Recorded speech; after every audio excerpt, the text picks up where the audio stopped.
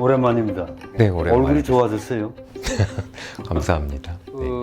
작년에 내가 이 선생한테 중국에 대해서 좀 얘기를 나누고 우리 평생 TV 독자들한테 중국 얘기를 좀 하자 그랬더니 그때 이 선생이 그럼 올해 중국 양해가 3월 달에 끝나니까 양해 결과를 보고 그 후에 하는 게 좋겠습니다.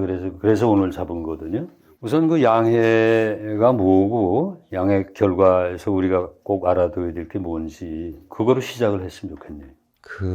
작년 10월인가요? 중국 공산당 당대회가 있었고요. 작년 10월에 내렸던 당의 결정대로 이 시진핑 3기 체제가 어떤 진영으로 구성이 되고 운영이 되는지를 양해를 통해서 이렇게 보여준 것이죠. 그래, 우리나라 이제 매체들은 이것저것 이제 평을 하더구만 걱정하는 평이 더 많아요. 시진핑 그 진영을. 과거에는 좀 이렇게 안배를 하고 뭐 이렇게 했는데 지금은 완전히 시일색이다 이렇게 얘기를 하고 그러는데 어떻습니까? 그리고 강경파가 뭐 많이 등용됐다 이런 얘기도 하고. 저는 둘 다 맞는 말이라고 생각하는데요. 중요한 거는 중국 공산당이 왜 그러한 결정을 내렸는가, 그 맥락을 파악하는 거라고 보는데요. 그러니까 시진핑 1인 체제로 가는 게 시진핑 개인이 권력욕이 그 이전의 지도자보다 훨씬 강하다던가 그런 개인적인 캐릭터 때문이라고는 전 생각하지 않고요. 중국 공산당의 전체적인 합의 내지는 협의의 결과가 이렇게 가자라고 나왔다고 전 보는데 그럼 왜 이런 결과가 나왔는가는 사실은 중국 한 나라를 보는 게 아니라 세계 전체를 봐야 하는 것 같고 그 중에서도 가장 결정적인 변수는 미국과 중국의 관계가 지난 40년간은 전혀 다른 국면으로 진입했다라는 당 차원의 판단이 확고하게 선 거죠. 우리가 흔히 얘기하는 이 몇몇 세력 파벌들의 어떤 경쟁과 이 균형 속에서 그동안 40년 동안 중국 공산당이 왔다면 그렇게 진행되었었던 어떤 배경은 미국과 중국의 어떤 협력적 관계가 있었던 거거든요. 근데 그 역사적 국면이 끝났고 앞으로는 사활을 건 경쟁 체제로 들어간다. 그때 중국 공산당은 어떤 체제로 여기에 대응해야 할 것인가?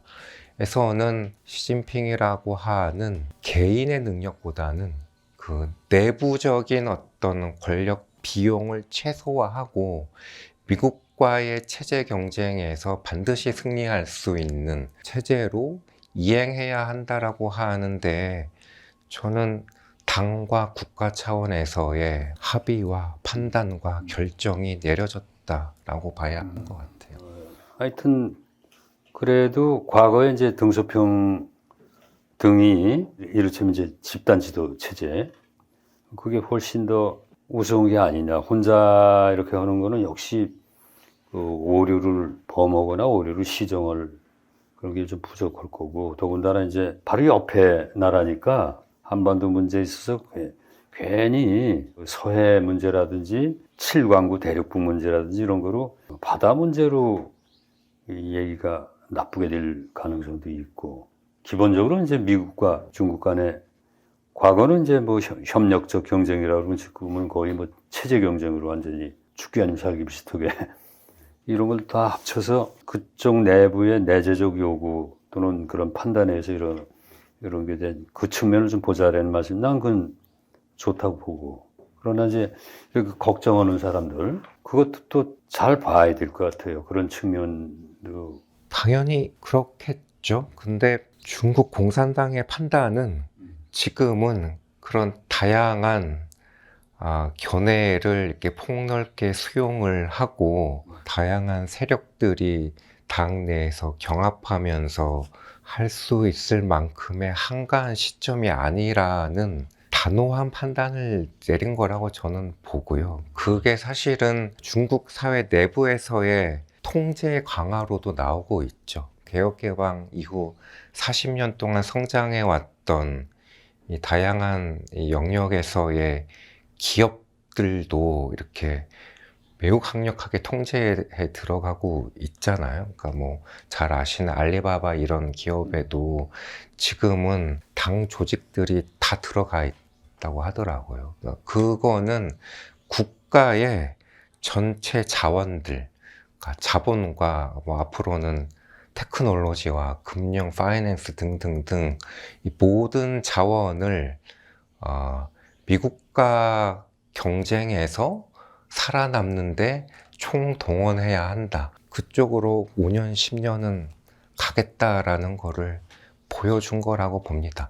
이를테면 이제 말로 이렇게 정리를 해보면 이를테면 총동원 체제가 불가피한데 현재의 시진핑 체제로 확고하게 이렇게 밀고 나가자. 그래서 2049년까지는 중국과 중국이 주도하는 세계 질서를 만들겠다. 아마 그 의지가 제일 강했던 모양이네. 그렇죠. 2049년 때는 다시 원래 아편전쟁 이전에 세계의 중심이었던 중국의 위상, 지위를 회복하는 게 중국 공산당과 중화인민공화국의 지고의 목표일 거고요. 근데 거기까지 가는데 최대한 순탄하게 가고 싶다라고 생각했을 거라고 저는 봐요. 그런데 그렇게 가게 놔두지 않겠구나. 미국이 민주당, 공화당 어느 정권이 들어서도 미국의 파워 엘리트들의 결정은 가급적 2020년대에 확실하게 주저앉히겠다라고 합의가 이루어졌다고 베이징도 판단을 한 거죠. 그러니까 거기에 응대하는 체제로 전환한 거라고 봅니다. 베이징의 판단은 뭐 정확한 판단은 정세 인식은 정확하게 땄다고 봐야죠. 음. 근데 저렇게 가는 게 맞느냐는 사실은 사후의 역사가들이 알겠죠. 아편 전쟁 얘기로니 2049년이면 그게 200년이 넘는 거 아니에요. 참 우여곡절이 많았네. 200년 얼핏 이렇게 생각해 보니까. 아편 전쟁 이후 100년 후에 중화인민공화국을 만든 거고요. 다시 100년 후에는 그 이전의 지위로 돌아가겠다가 목표죠. 금방 지나가네. 중국 입장에서는 이제 그런 게 이해가 가요. 내 얘기 들어보니까.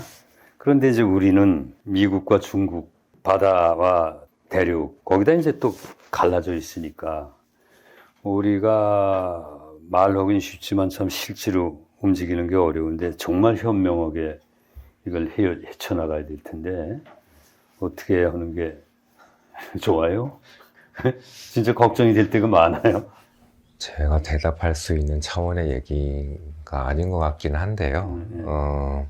한국만큼 미국, 중국 두 나라와 깊이 관계를 맺고 있는 나라가 없다라는 남다름을 지혜롭게 활용할 필요는 있다고 생각해요. 그러니까 미국의 동맹국 중에 이렇게 성공한 나라가 없다고 볼 수도 있거든요. 그러니까 수많은 냉전기 때 하위 파트너들이 있었는데 산업화와 민주화를 다 이루어내고 지금은 한국이라고 하는 K라는 브랜드가 세계적인 영향력을 발휘하고 있는데 이게 결국 미국이라고 하는 큰 우산 속에서 이렇게 된 것도 분명한 사실이잖아요. 사실이요. 네. 그랬기 때문에 이제는 한국이 거꾸로 미국에게 이러이러하게 가야 하지 않겠느냐라고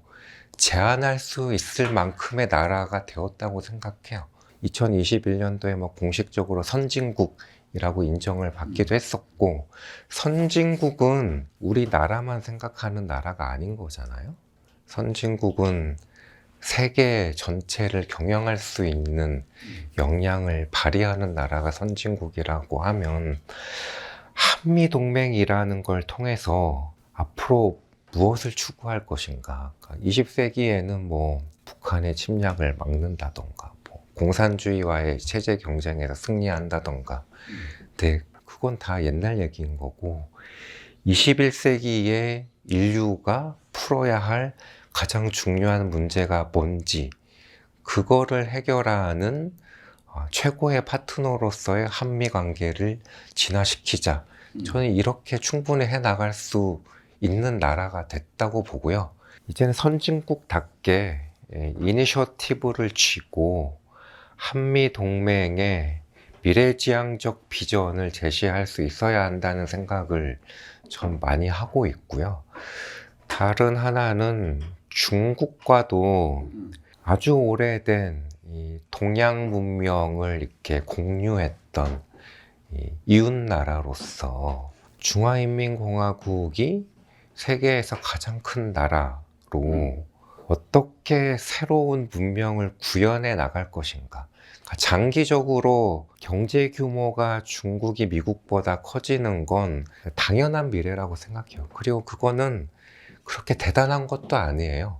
14억이 그렇지. 3억 5천만보다 더 큰 경제 사이즈가 된다는 건 그동안의 비정상이 정상화되는 거지 새로운 세상을 보여주는 건 아니거든요. 과거의 중국은 강대국이면서도 문명국이었는데 지금 이 전체 인류가 간절히 갈망하는 거는 이 산업 문명 이후의 새로운 패러다임을 원하고 있는 것이니까요. 이게 다시 동양이 혹은 아시아가 주도하는 미래가 온다고 할 때 단순히 GDP나 경제적 규모로서 유럽과 미국을 넘어섰다 이게 아니라 그 다음 무엇을 우리가 같이 이렇게 머리를 맞대고 논의해 보자 라고 할 수 있는 그거의 최적의 파트너가 또 한국이라고도 봐요. 그래서 진짜 중요한 과제가 있는데 세계 1등, 2등 이게 되는 게 뭐가 그렇게 중요하다고. 그러니까 두 나라는 지금 죽기 살기로 그러고 있는데 진짜 대국이 해야 할 책임을 공이 방기하고 있는 거거든요.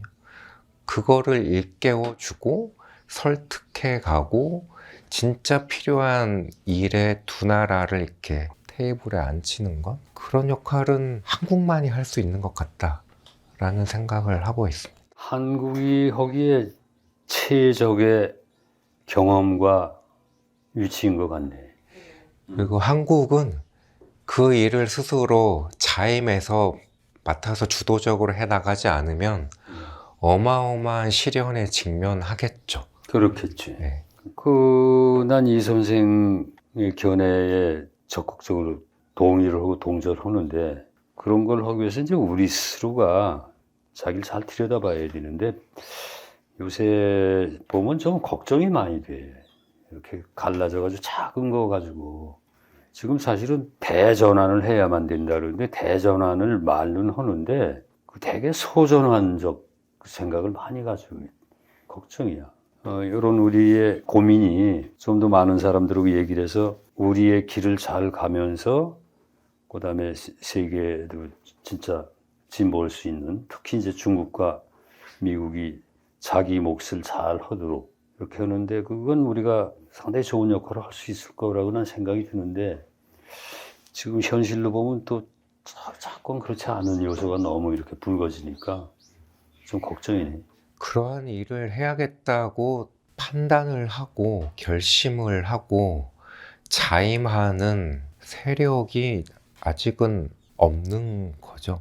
그리고 뭐 오늘 정치를 얘기할 자리는 아닌 것 같지만은 근데 그 얘기가 나와요. 예, 두 정당이 저는 역사적인 소임을 충분히 다 하셨다고 생각해요. 그러니까 한국이 20세기에 반드시 달성했어야 할 두 가지 큰 목표, 산업화와 민주화를 두 정당이 각자 이렇게 이루어낸 거잖아요. 그리고 그렇죠. 저는 박수받아 마땅한 역사적 소임을 다 하셨다고 생각하고요. 그리고 두 세력 덕분에 전 세계를 돌아다니면서 공부를 할 수도 있었거든요. 그리고 정말 감사하게도 어디를 가도 다 환영받았어요. 한국에서 왔다고 하면 이제는 다 좋아하죠. 그런 나라를 만들어 주신 거예요.